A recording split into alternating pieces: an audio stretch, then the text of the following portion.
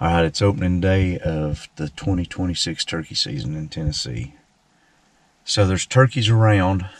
I've just got to get in the game and see if we can get one drummed up this morning. Let's see if we can go get us one. It's starting to break daylight.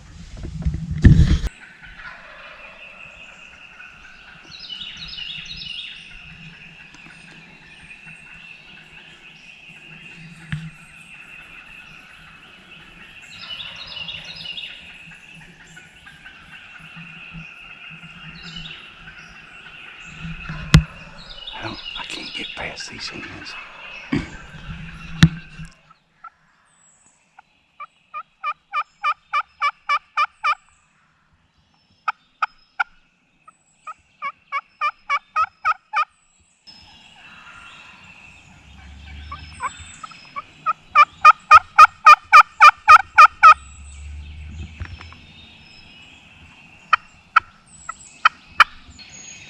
She just flew down. The gobblers are already on the ground. They're down in the holler.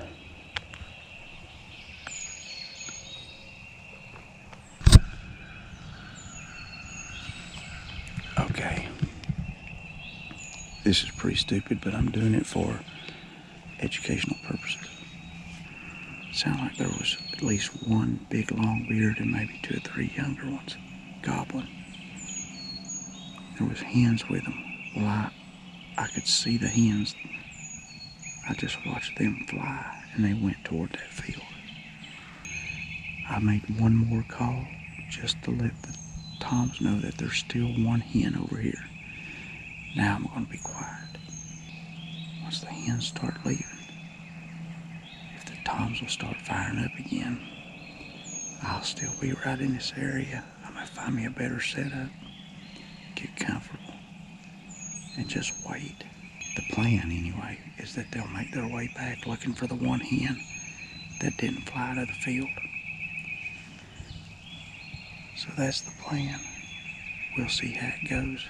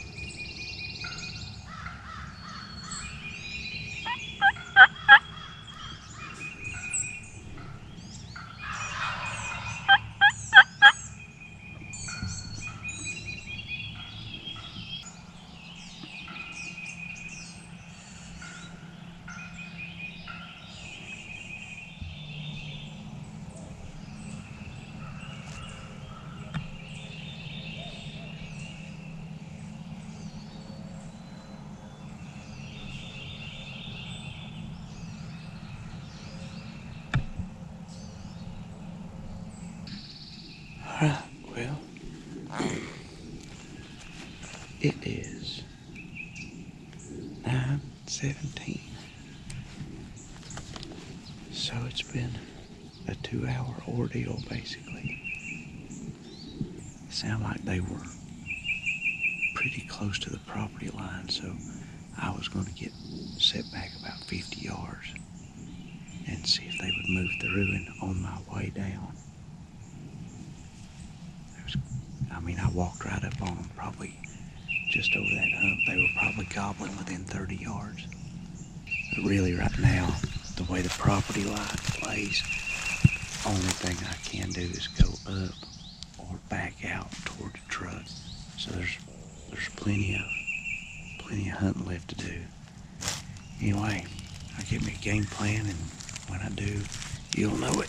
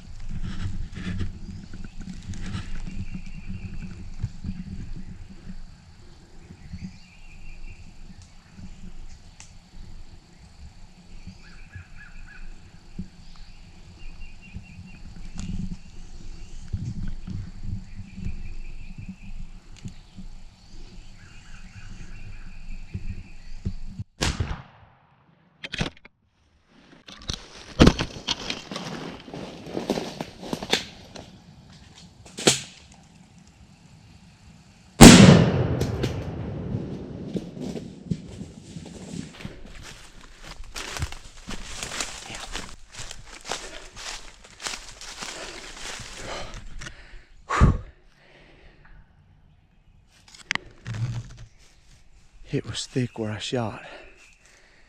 So I had to put another one on him. Whew. Yeah. All right, well, got me a good opening day bird. I could hear this turkey, I just wasn't real for sure where he was at. I come down to this field right here behind me to listen. Stepped out and called. Didn't hear anything, and I was actually going to cross the field behind me and call from over there where I could hear the ridge. And I stepped out and just happened to see him strutting in the field, probably less than 80 yards from me, and I just stepped back in, found me a place to sit down, and he come strutting right up the edge of this field, and I had to shoot through all this growed up stuff. Probably not the best option to shoot, but I did. And he flopped a little and then come running up in here, and I went to shuck another shell, and I got my GoPro got hung up in my gun, but he had stopped and was already leaning over and looked like he wasn't gonna make it, but I wasn't gonna take a chance. So put another one in him and got me an opening day Longbeard. So here's a few words of wisdom. Now, I'm not saying this because I'm a great turkey hunter, because I'm not. I'm saying it because I've killed a lot of turkeys. And one of the ways that I've been successful is I've used the patience of deer hunting in the turkey woods. This morning I slipped in, I heard them gobble. I slipped in there and I couldn't get, I got to a place to where I just couldn't get any closer because the hens were between me and the toms or the gobblers. So I just sat down, and before I even got sat down, the tom was already on the ground. The hens were still in the trees, and I just picked a tree close by and sat down. And I didn't like really where I was set up at. It wasn't really that bad, but it wasn't where I wanted to be, up against the tree I wanted to be at. So I let the hens, I watched the last hen fly down, and she had got to where she was yelping pretty loud, so I yelped back. He would gobble down off the way he went, and I knew she was going to fly that way. After she flew that way, I gave it a few minutes, and then I called one time to let them know that the last turkey has not left that ridge. And the reason I done that is because once the gobblers come out, and the satellite birds, they'll remember that last turkey. And as the hens go to the dominant birds, those satellite birds remember that last turkey. And sure enough, I sat there. I planned on staying for quite a while in that area. I was going to stay there for a couple hours, right there at that tree or real close by where I could get comfortable. But it sounded like they were coming this way from the far end of the property. So I was going to just kind of make my way down this direction, save a little time. I wasn't planning on doing much calling or anything, just trying to stay within proximity of the birds. But I didn't want to get out of range of where I started at, because I knew those satellite birds are going to remember that spot. Well, as I was moving, sure enough, the satellite birds start gobbling, and I've walked right in on top of them. They're coming back to me, and I just sat down. Well, it turns out, ends up being 7 jakes. And now those 7 jakes, 6 of them had full gobbles.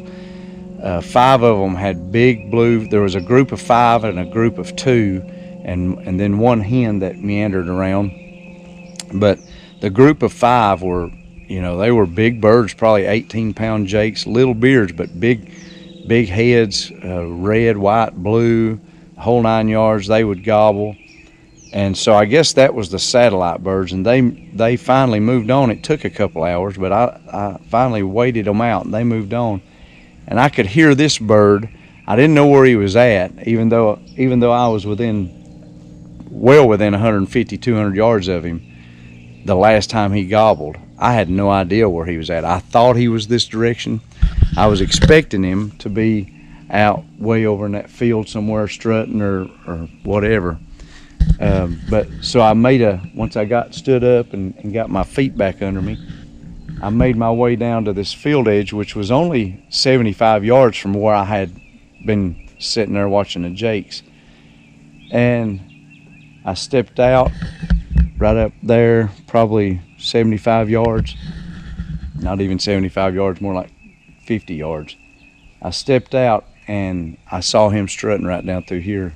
Luckily, he didn't see me, and I just stepped back in the woods, sat down right in the edge of this pine thicket, and he comes strutting up this road bed. But the point I'm trying to get at is, if you'll be patient, don't overcall. Now, if you're a great turkey hunter and you want to throw all the calls at them, hey, you do what you know best. I'm speaking to those guys who are not very experienced turkey hunters. Don't think it's gonna be like you see it on TV, where they come running, and they may. But for me, I know my limits on turkey calling, but I also know how patient I can be and quiet, and just take my time, make the right moves, and just get where the bird wants to be. And if you'll approach it like you do sitting in a tree stand for hours, you can kill a bunch of turkeys. So I've talked about that before on turkey videos, but I can't emphasize it enough, especially for young hunters.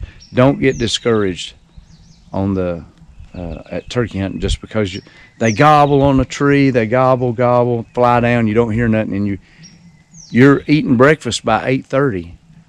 Well, if you've not run them off, and that's the trick, don't call them until they leave. Make a call or two, just a little bit, just check their temperature. If they want to come to you, they'll come. If they don't give up on them. Just be patient. You're in the game. If you're within 200-300 yards of a turkey, you're in the game. Just stay calm, keep your eyes open, be patient, get comfortable, and don't try to force things. And he liables to walk right up in your lap.